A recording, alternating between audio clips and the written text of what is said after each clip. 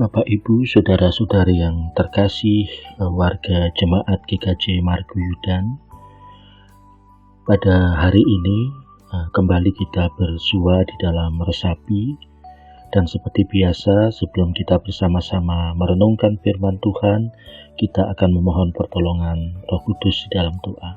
Mari kita berdoa. Kami bersyukur Tuhan untuk hari baru pemberian-Mu. Engkau senantiasa melimpahkan berkat, dan hari baru ini kiranya senantiasa menjadi penanda bahwa Engkau pun setia dan juga senantiasa menyertai kami. Di dalam aktivitas kami pada hari ini, kami mohon berkat-Mu dan juga petunjuk-Mu di dalam perenungan akan firman-Mu. Kiranya perenungan akan firman-Mu menjadi dasar sekaligus juga kekuatan dalam kami menghadapi dinamika kehidupan kami sehari-hari.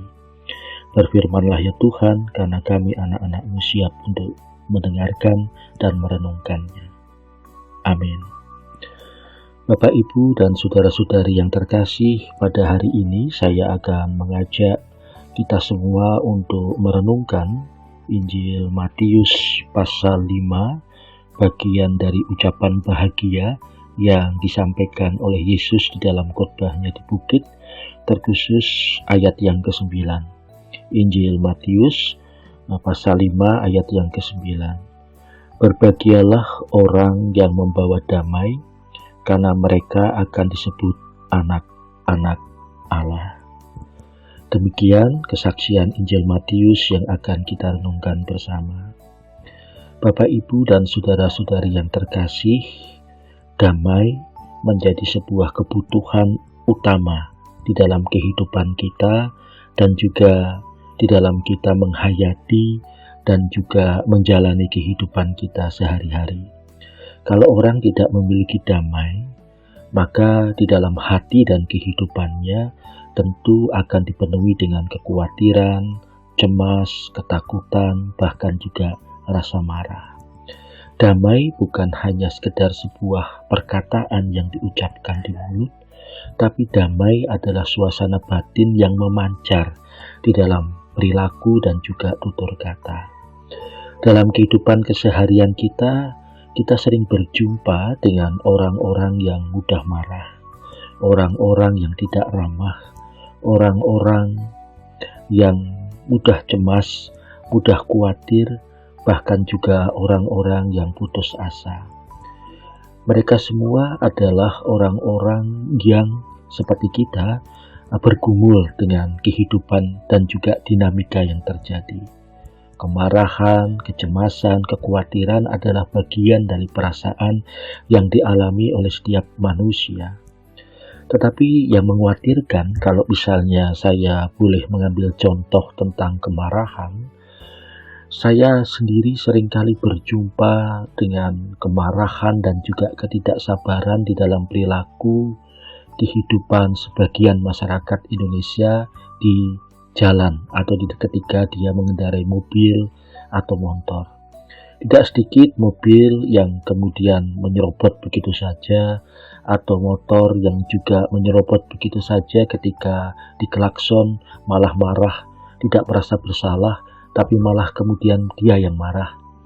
Kemarahan-kemarahan kecil ini menggambarkan ada sesuatu yang tersimpan di dalam batin yang menunjukkan ada ketidakdamaian di dalam batin seseorang. Nah, Bapak, Ibu, dan saudara-saudari yang terkasih, ayat kita Injil Matius 5 ayat yang ke-9 bicara tentang berbahagialah orang-orang yang membawa damai, karena akan disebut sebagai anak-anak Allah. Pembawa damai di sini pertama-tama bukanlah sesuatu yang sifatnya personal, artinya bahwa batin saya damai, batin saya tenang, dan kemudian saya tidak peduli sekitar saya bagaimana. Tapi pembawa damai di sini sifatnya relasional, bahwa kedamaian di dalam batin kita seharusnya juga punya dampak di dalam relasi kita dengan sesama dan juga dengan lingkungan. Jadi adalah omong kosong ketika kita mengatakan hati saya damai, Tapi relasi kita dengan orang lain justru tidak menggambarkan kedamaian itu. Jadi kata kedamaian di sini bukan personal atau sifatnya individual, tapi sifatnya relasional dalam hubungannya dengan orang lain dan juga lingkungan sekitarnya. Nah, yang menarik Bapak, Ibu, dan saudara-saudari ketika kita bicara tentang anak-anak Allah di sini pertama-tama tidak ditempatkan sebagai sebuah keturunan biologis, bahwa kita adalah keturunan biologis dari Allah, atau Allah kemudian mengandung dan menjadikan kita anak-anaknya sebagai sesuatu yang sifatnya status, jabatan istimewa. Tidak. Tapi kata anak-anak Allah di sini justru mengandung makna yang dalam. Apa artinya? Kalau pembawa damai tadi sifatnya juga relasional dalam kaitannya dengan bagaimana damai itu memancar di dalam relasi dengan sesama dan juga lingkungan, maka anak-anak Allah di sini juga menekankan pada relasi dengan Allah, bukan pada keturunan biologis atau jabatan atau status istimewa kita disebut sebagai anak-anak Allah. Tidak. Tapi relasi kita dengan Allah yang kemudian ditunjukkan dengan bahwa perilaku kita itu membawa damai. Karena apa? Karena bagi Yesus Allah itu adalah sumber dan pembawa damai. Dan kalau kita memiliki relasi dengan Allah sebagai sumber dan pembawa damai, maka kita hanya bisa disebut sebagai anak-anak Allah ketika perilaku kehidupan, tutur kata dan batin kita itu memancarkan kedamaian. Itu berarti pembawa damai adalah identitas dan petunjuk bahwa orang itu layak disebut sebagai anak-anak Allah. Jadi anak-anak Allah di sini bukan sebagai status istimewa bahwa orang-orang Kristen itu memiliki status yang lebih tinggi dengan yang lain karena disebut anak-anak Allah. Tidak. Yesus Kristus di dalam Injil Matius 5 ayat yang ke-9 ini justru menegaskan bahwa kalau kamu adalah anak-anak Allah, maka pasti relasimu dengan Allah sangat kuat dan itu berdampak dalam perilaku kehidupanmu yang memancarkan damai, bukan hanya ada di dalam batinmu, tapi di dalam relasimu dengan sesama dan juga lingkungan. Nah, Bapak, Ibu, dan saudara-saudari yang terkasih, kalau misalnya ini kita sadari dan hayati sungguh-sungguh, maka kita semua akan diundang bahwa kalau kita memang betul-betul adalah anak-anak Allah, maka identitas anak-anak Allah itu hanya terlihat di dalam perilaku kehidupan kita yang memancarkan damai dan dipenuhi oleh damai Allah. Damai yang tidak memancarkan kemarahan, ketidaksabaran, kebencian, tapi damai yang memancarkan kesabaran, pengampunan, dan juga belas kasihan. Jika itu terjadi di dalam keluarga, di dalam jemaat, dan juga di dalam masyarakat, maka saya bisa membayangkan bagaimana indahnya kehidupan bersama kita sebagai anak-anak Allah yang adalah beridentitaskan pembawa damai.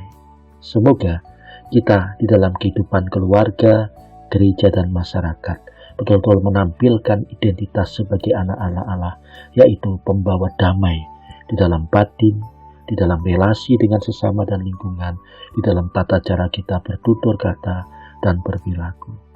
Tuhan menyertai kita. Amin. Mari kita berdoa. Ya Tuhan, ketika masyarakat kami, di mana Engkau izinkan kami tinggal, seringkali menjadi masyarakat yang mudah marah, masyarakat yang tidak sabar, masyarakat yang mudah tersinggung, masyarakat yang mudah terprovokasi. Tapi pada saat ini Engkau mengajar kami bahwa ketika kami disebut sebagai anak-anak-Mu, maka justru kami dipanggil untuk memiliki identitas sebagai pembawa damai. Batin kami, hati kami, hidup kami sudah dipenuhi oleh kedamaian-Mu. Dan sekarang kami dipanggil untuk menjadi pewarta damai lewat relasi kami dengan sesama, dengan lingkungan yang dipenuhi dengan kesabaran, belas kasihan, dan juga pengampunan. Kiranya itu mewarnai kehidupan kami bersama, sehingga kami memiliki kontribusi di dalam membangun kehidupan masyarakat Indonesia yang ramah dan damai sejahtera. Kami serahkan kehidupan kami selanjutnya ya Tuhan ke dalam tangan pengasihan-Mu. Dalam nama Tuhan kami yang hidup, Yesus Kristus, kami telah berdoa. Amin. Baik, demikian Bapak, Ibu, dan Saudara-saudari, selamat beraktivitas. Tuhan memberkati.